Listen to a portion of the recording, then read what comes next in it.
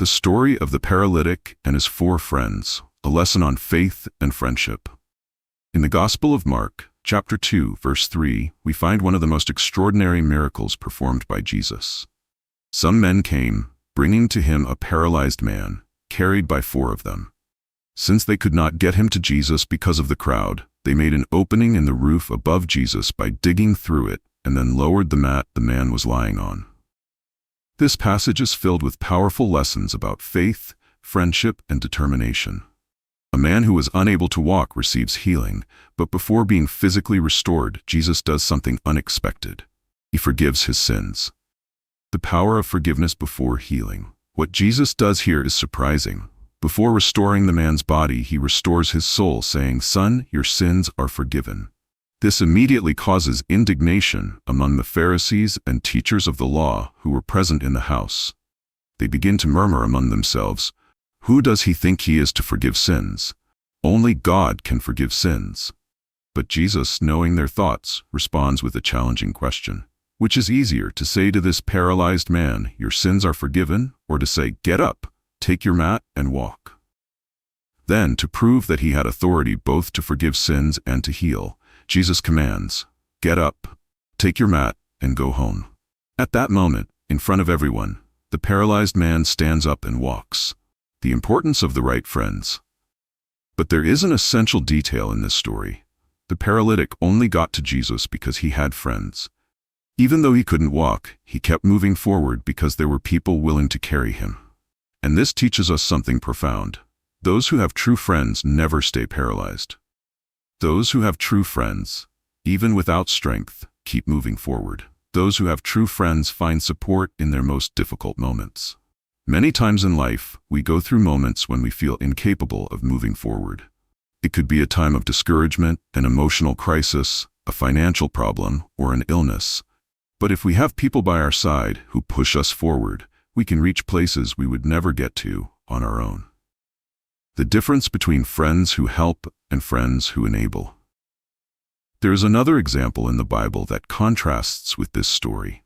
The lame man who was left at the temple gate every day. Notice the difference between these two groups of friends. The friends of the paralytic in Capernaum. They did everything they could to help him change his life. The friends of the lame man at the temple. They simply carried him to the gate and left him there. A true friend doesn't just enable your suffering, but fights to get you out of it. The four friends of the paralytic did not accept his condition as permanent. They looked at him and said, "Maybe you can't walk, but we can. And as long as we have strength, we will take you wherever necessary."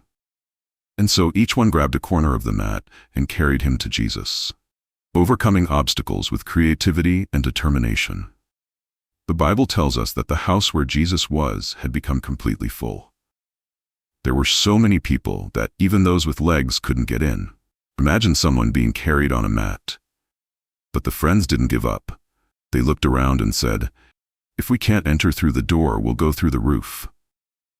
These four friends could have said, "Well, we tried. It's too crowded. Let's go back and try another day." But no. They were determined to bring that man to Jesus at that moment because they knew Jesus was the solution. The bed as a symbol of the miracle. After healing the man, Jesus says something curious. "Take your mat and go home." Why does he ask this? Why not just say, "You are healed, go on your way"? Because the mat was a reminder of where he had come from. Every time that man looked at his old bed, he would remember, "I spent years lying here, but now I am standing because Jesus healed me." Jesus didn't want him to forget his story, because our greatest victory is remembering where God has brought us from. Personal victory and the role of friends. Now the man carries his own mat. His friends did their part. They brought him to Jesus. But from the moment of healing, the next steps were his responsibility. This teaches us something fundamental. The role of friends is to take you to the point of transformation. But after God does his work, the journey is yours to walk. Our friends can help, motivate, and even carry us during difficult times. But there comes Our friends can help, motivate, and even carry us during difficult times. But there comes a moment when we must take responsibility for our own journey. Do you have friends like this? This story makes us reflect.